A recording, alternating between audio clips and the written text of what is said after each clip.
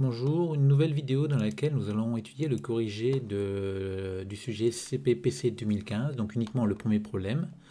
Dans ce problème, on s'intéresse à plusieurs aspects d'une suite de fonctions fn, donc définies par ceci, sur R+. Et après, on s'intéresse dans la deuxième partie à la formule de Bernstein, qui est cette formule-là. Donc tous ces résultats sont des résultats qui sont très classiques, qu'on retrouve dans plusieurs sujets, donc il serait bien de savoir les traiter. Et alors pourquoi classique? Parce que la fonction fn ici est en lien avec beaucoup de choses, dont notamment la fonction gamma. Alors pourquoi la fonction gamma? C'est parce que quand on intègre sur 0 plus infini cette fonction fn, on retombe sur l'intégrale en lien avec celle-ci, donc celle-ci c'est avec un x au lieu d'avoir un n. Et cette intégrale-là a un décalage de 1 près, c'est la fonction gamma, parce que la fonction gamma, c'est l'intégrale de 0 à plus infini de exponentielle moins t, t puissance x moins 1 dt. D'autres raisons de s'intéresser à ces fonctions fn, même s'il n'est pas au programme, c'est en lien avec une loi de probabilité qui est très connue, donc la loi exponentielle. Donc c'est tout un tas de raisons pour lesquelles il est intéressant de s'intéresser à ces fonctions. Donc le sujet, lui, nous amène à étudier de la convergence uniforme de la suite de fonctions, puis la convergence normale de la série, des résultats d'intégrales, etc. Donc plein de choses sur cette fonction-là, dans une première partie, et après on fera des probabilités en deuxième partie. Donc dans cette première partie, on vous demande dans un premier temps d'étudier les variations de la fonction fn. Donc ces variations, rien de très compliqué, on calcule, on montre d'abord qu'elle est classe c'est infini, donc on aurait pu dire dérivable. Donc on calcule la dérivée, on fait des variations, les limites pas de problème, le maximum est ici. Donc on vous demandait le maximum derrière, donc le maximum on l'a, c'est la valeur ici, exponentielle moins n, n puissance n sur factoriel n. Après dans une deuxième question, on vous demandait de donner un équivalent, mais comme l'énoncé vous rappelle l'équivalent de factoriel n, donc l'équivalent dit de Stirling, il n'y a pas de problème, il y a juste à remplacer, tout va très bien. Et enfin, établir que la suite de fonctions converge uniformément vers f sur R+, où f est la fonction nulle. Pour cela, on calcule la norme infinie de la différence. Comme f est la fonction nulle, on peut l'enlever, donc c'est en fait la norme infinie de fn. La norme infinie de fn, d'après les calculs, le tableau de variation donné ici, c'est en fait fn de n. Et l'équivalent donné à la deuxième question nous dit que c'est équivalent à ça, qui tend vers 0. Donc on a bien la convergence uniforme de fn vers f sur R+. Ensuite, on vous demande d'étudier cette intégrale généralisée ici, donc déterminer pour quelle valeur de x cette intégrale est convergente. Donc la première idée à avoir, parce que quand on regarde un petit peu plus loin, on voit qu'on va avoir besoin de faire de la classe C1, donc on aura besoin de l'intégrabilité. C'est au lieu de faire de la convergence, de faire l'intégrabilité. Et c'est pour ça qu'on commence par dire assez rapidement que cette fonction-là est positive sur R+. Et donc la convergence de cette intégrale, elle est équivalente à l'intégrabilité de la fonction sur R plus étoile. Ou sur R plus tout court d'ailleurs. Oui, sur R plus étoile, pardon. Donc là, notre intégrale, quand on la regarde, elle est impropre en 0 et en plus infini.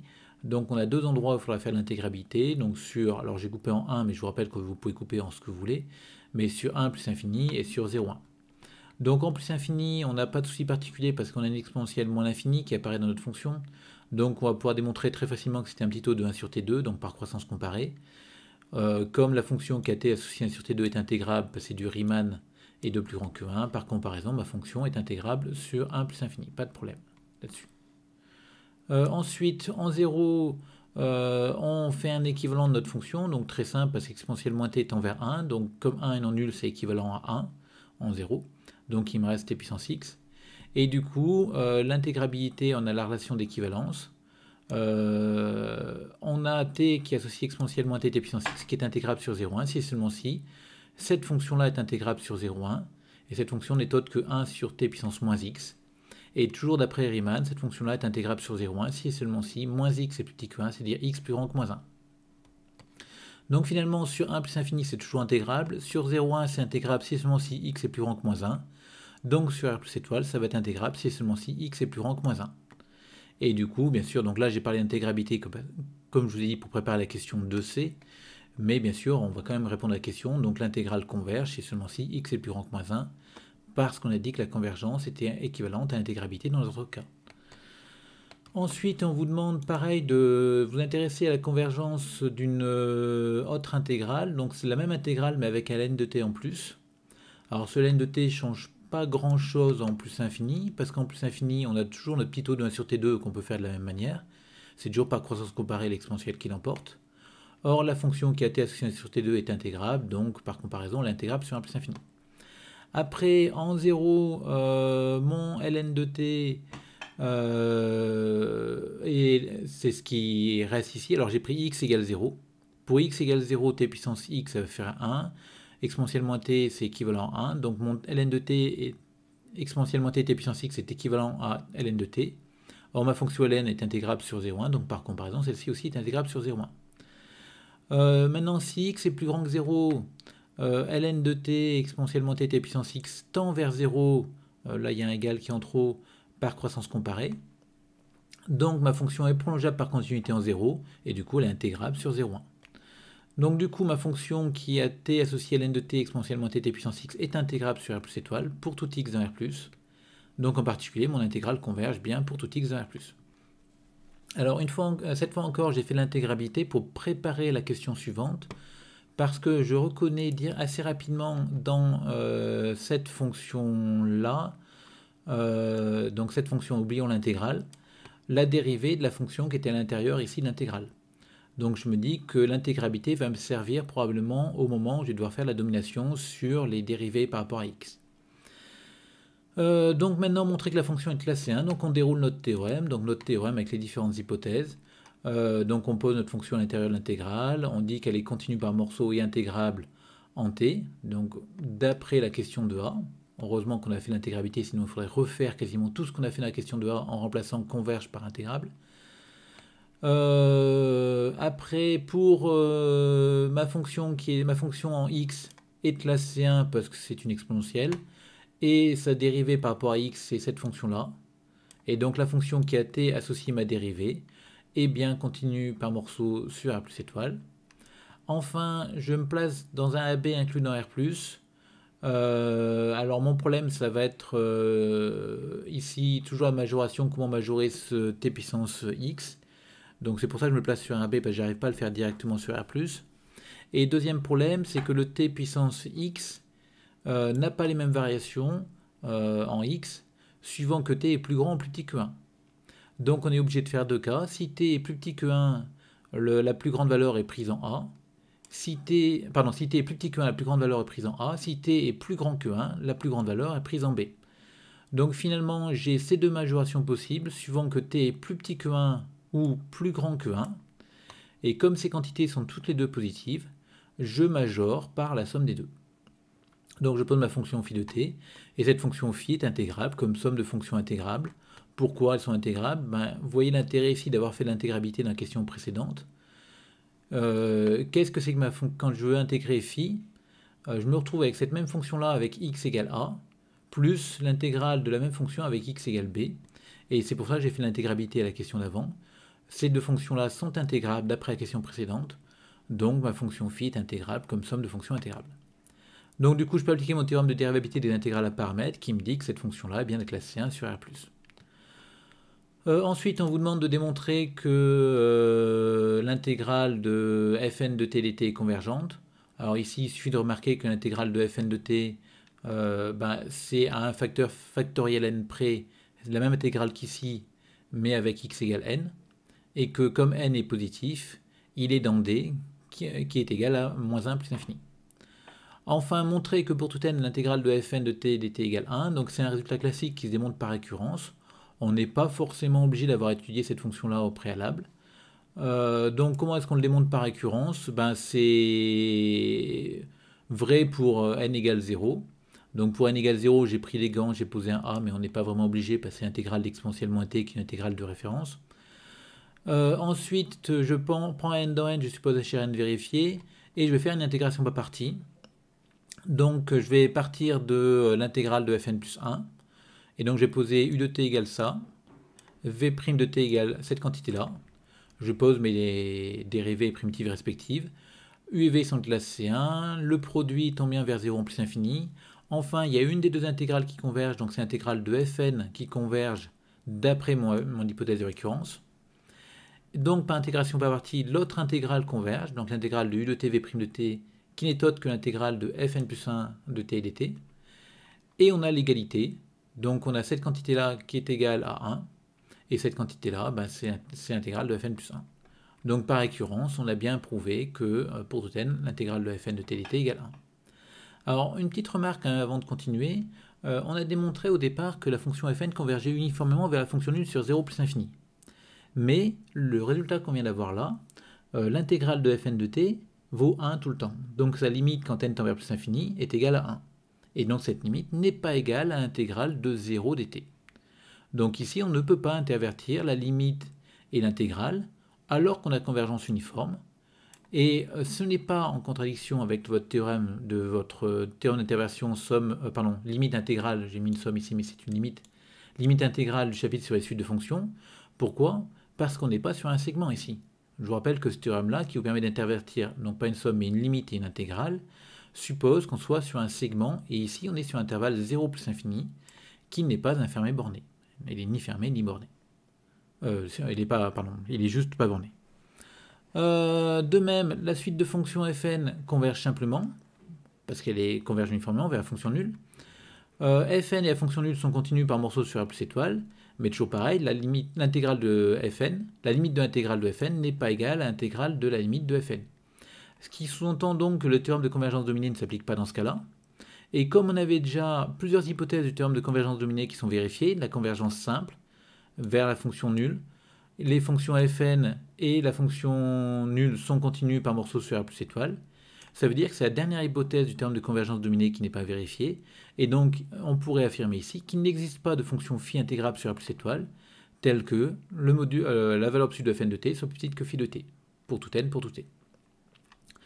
Bon, après on reprend maintenant l'énoncé. Donc l'énoncé nous demande de nous intéresser maintenant à la fonction hn de x qui vaut 1 sur factoriel n fois cette intégrale-là. Donc vous remarquez que c'est en lien avec l'intégrale précédente, sauf qu'ici on commence à x alors que l'intégrale précédente, l'intégrale de fn, on commençait à 0. Pardon, elle est ici.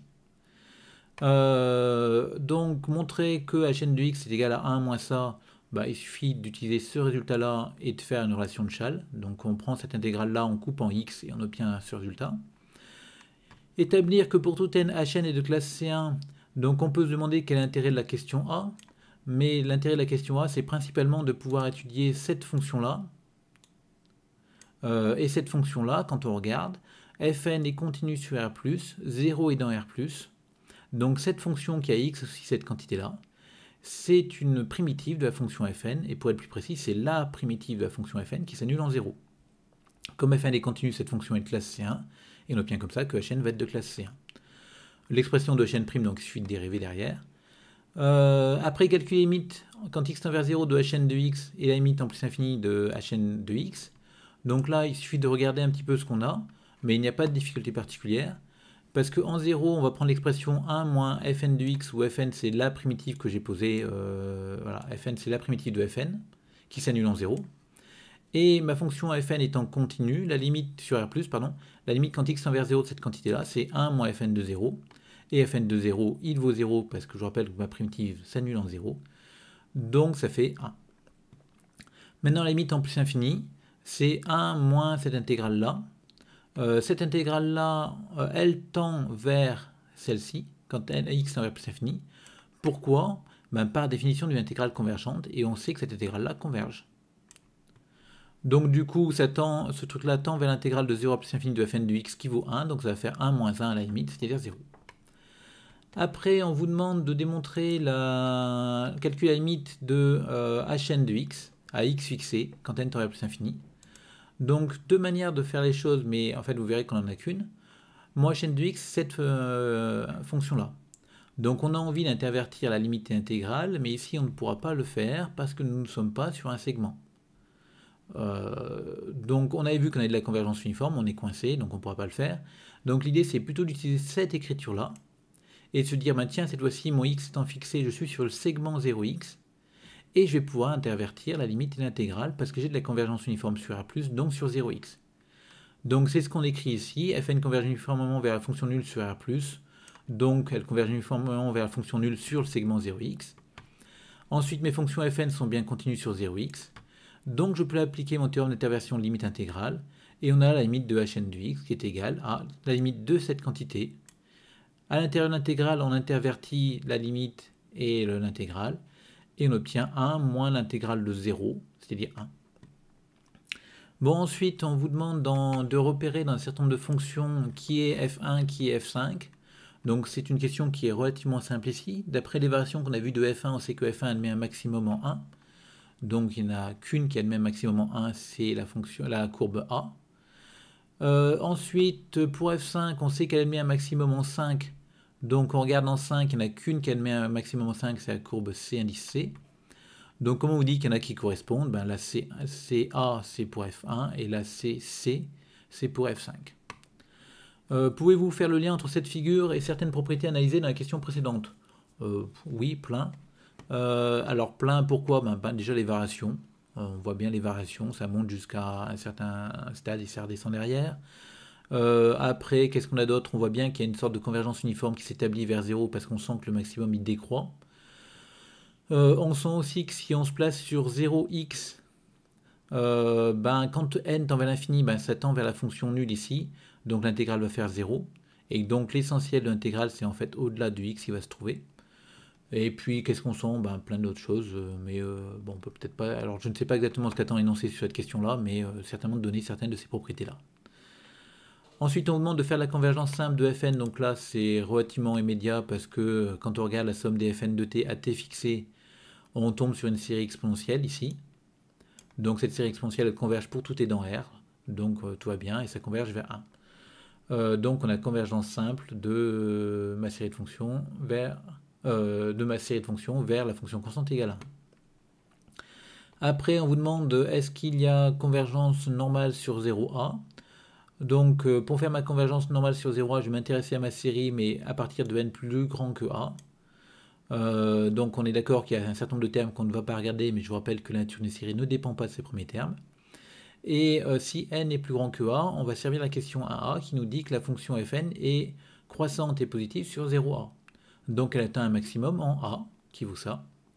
Et du coup, la somme des normes infinies, c'est la somme des exponentielles moins a puissance n sur factoriel n, et on retombe sur une série exponentielle, donc il y a bien convergence normale sur 0a. Par contre, sur R+, donc la question suivante, on demande s'il y a convergence normale sur R+. Cette fois-ci, la norme infinie, c'est fn de n, toujours d'après variation de la fonction fn. Ce fn de n, c'est 1 sur racine de 2pi fois 1 sur racine de n. Or, la série des 1 sur racine de n diverge, donc par comparaison, cette série-là diverge aussi. Alors théoriquement, on utilise la comparaison ici, on devrait rappeler que c'est des séries à termes positifs, mais comme on a une norme infinie, très souvent on va omettre de le dire, parce que c'est une évidence. Donc comme la série des normes infinies diverge, on peut dire que fn ne converge pas normalement sur R+. On passe maintenant aux probabilités, où dans ces probabilités-là, on vous demande d'étudier une somme de lois de Poisson.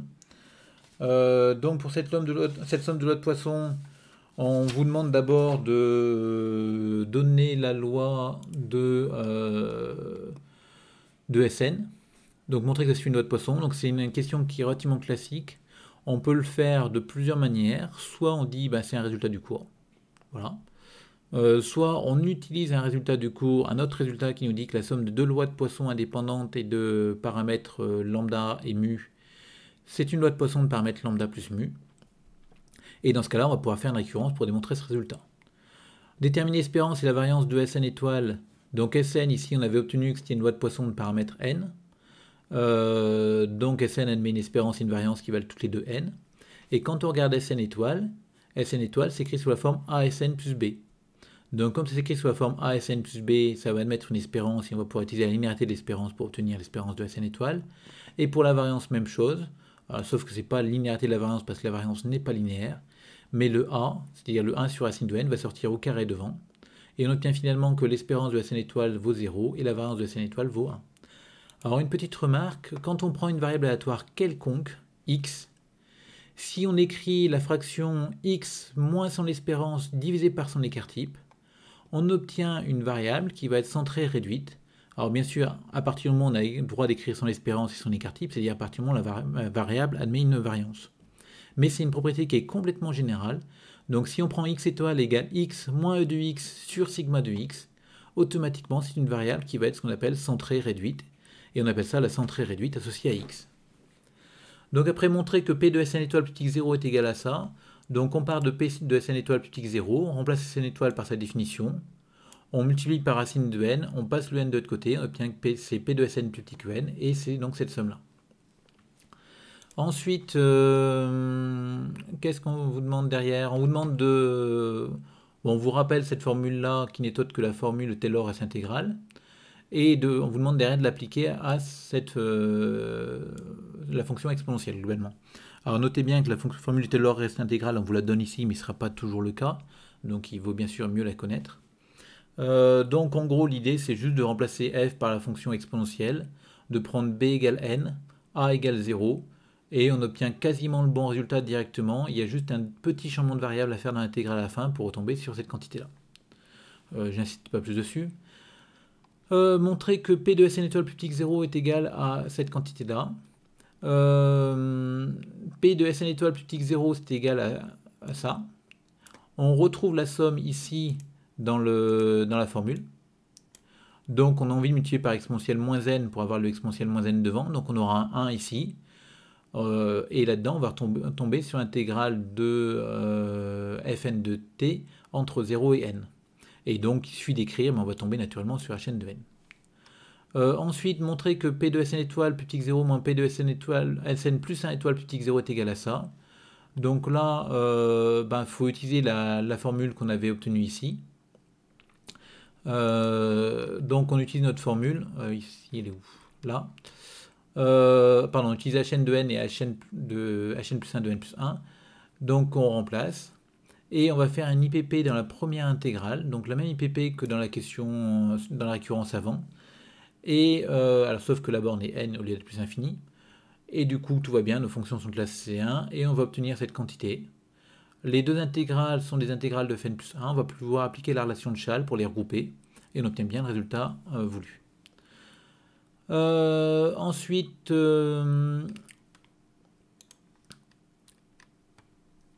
montrer que la suite P de Sn étoile est une suite décroissante qui converge vers une limite L. Donc le fait qu'elle converge, si on arrive à démontrer qu'elle est décroissante, ce sera une suite décroissante et minorée par 0 parce que c'est une suite de probabilité. Donc elle convergera vers une limite qui sera positive. Attention ici au caractère strict qu'on veut là. On ne peut pas se contenter de dire que c'est une probabilité, donc c'est inférieur ou égal à 1, et donc sa limite est inférieure ou égale à 1, parce qu'on aura justement inférieur ou égal.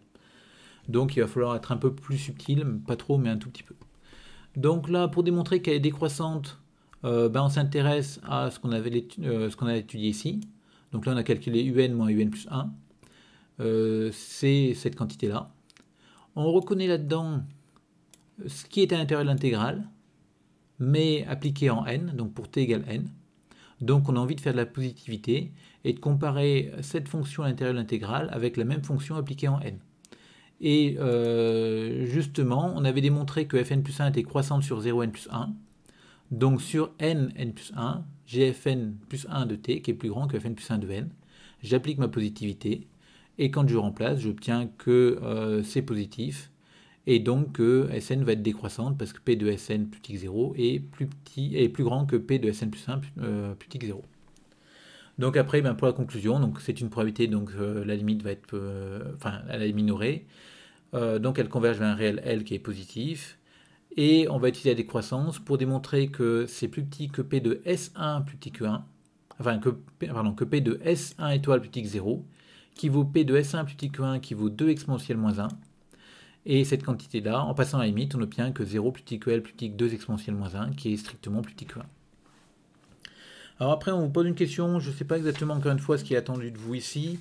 On vous demande de comparer deux méthodes pour obtenir la probabilité de P de Sn étoile plus petit que 0, je vais l'énoncer.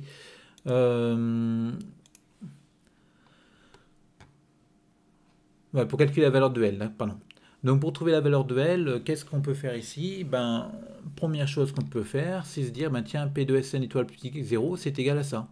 Et donc chercher la limite de cette quantité quand n tend vers plus infini. Donc ici, il s'agit de calculer en fait une somme. Et on peut calculer cette somme-là pour n suffisamment grand. Et on se dira, tiens, c'est à peu près égal à la limite. Donc là, on peut faire ça en Python par exemple. Après, l'autre manière de faire les choses, c'est d'utiliser la méthode de Monte Carlo. Donc la méthode de Monte-Carlo consiste à simuler ma variable Sn étoile un certain nombre de fois et de regarder sur par exemple 10 000 essais combien de fois on aura inférieur à 0. Alors la méthode de Monte-Carlo, si on veut regarder un exemple, c'est la suivante, enfin elle sert à ce genre de choses. Imaginons qu'on est à un pré avec au milieu un lac et on veut savoir quelle est la taille du lac. Alors bien sûr, il y a des méthodes qui seront beaucoup plus intelligentes que celles que je vais proposer, mais c'est une explication pour comprendre la méthode de Monte-Carlo. On va inclure ce lac-là dans un carré d'1 km par 1 km. Et du coup, ça fait 1 km carré. Et on va utiliser un canon, par exemple, qui va tirer à coup sûr dans cette zone-là, mais de manière complètement aléatoire et uniforme. Donc il va tirer un peu n'importe où. On va le faire tirer 1000 fois, et on va compter le nombre de ploufs. On va écouter, plouf, une fois, plouf, deux fois. Ah, c'est la Terre. Et du coup, on va compter combien il y a de ploufs. Et imaginons que par exemple, à la fin, on ait 352 ploufs. On va se dire que la probabilité de tomber dans l'eau, c'est 0,352, parce que je vous rappelle qu'on a dit qu'on faisait 1000 essais. Mais la probabilité de tomber dans le lac, c'est aussi l'air du lac sur l'air total. Donc on obtiendra comme ça que l'air du lac, c'est 0,352 km². Alors bien sûr, c'est une mesure qui est approximative, mais c'est ça la méthode de Monte-Carlo. Donc dans notre exemple, la méthode de Monte-Carlo consiste à effectuer l'expérience plein de fois. Donc on va simuler la variable Sn étoile plein de fois. On va compter quelle est la fréquence d'apparition de l'événement Sn étoile plus petit que 0. Et on va dire que cette probabilité-là est environ égale à la fréquence d'apparition de cet événement-là. Et on va faire ça pour n suffisamment grand. Donc le fait de prendre n suffisamment grand va nous permettre d'identifier la variable Sn étoile, Sn qui est une loi de Poisson, Sn qui est une loi de Poisson avec une variable de Bernoulli, une variable binomiale. Et on va comme ça pouvoir s'en sortir, mais c'est relativement technique ici. Quels sont les avantages et inconvénients respectifs? Je ne vois pas personnellement l'intérêt de la deuxième méthode, sachant qu'ici on a une formule explicite. Alors bien sûr, le problème de cette formule-là, c'est qu'on ne sait pas exactement quelle est la précision de notre résultat. Mais en prenant n suffisamment grand, on aura quelque chose d'a priori assez efficace et assez rapide. Et on peut penser que la convergence est assez rapide. Bon, ensuite, donc on passe à une partie sur les fonctions génératrices. Donc on vous rappelle ce que c'est qu'une fonction génératrice. Donner une expression simple de GSN de t, donc là en l'occurrence c'est du cours. Alors soit on répète notre formule parce qu'Sn c'est une loi de Poisson et on dit directement ce que ça vaut, soit on la retrouve. Je vous conseille de la retrouver parce que pour les lois de Poisson c'est relativement simple à retrouver. Et donc on fait le calcul et assez rapidement on trouve que GSN de t c'est égal à cette série-là. Cette série-là, on reconnaît une série exponentielle de paramètres nt, donc on obtient que c'est exponentielle moins n fois exponentielle nt égale exponentielle n facteur de t moins 1. Ensuite, on vous demande de vous intéresser à l'espérance de t exposant Sn étoile. Donc calculer cette espérance-là. Donc là, on va utiliser le théorème de transfert, parce que je vous rappelle que Sn étoile s'exprime en fonction de Sn. Donc on va remplacer Sn étoile par sa valeur. Et en gros, le théorème de transfert me dit que si cette série converge absolument, alors t puissance Sn étoile admettra une espérance, et elle sera égale à la somme de cette série. Donc je regarde cette série-là, je découpe un petit peu ma puissance ici, en deux termes, donc t puissance moins racine de n, qui ne dépend pas de k, donc que je pourrais sortir, et celle-ci. Et finalement, donc je sors le t puissance moins racine de n, le t puissance k sur racine de n, je l'écris comme ça, et je reconnais ma série génératrice de la variable Sn appliquée en t puissance 1 sur racine de n.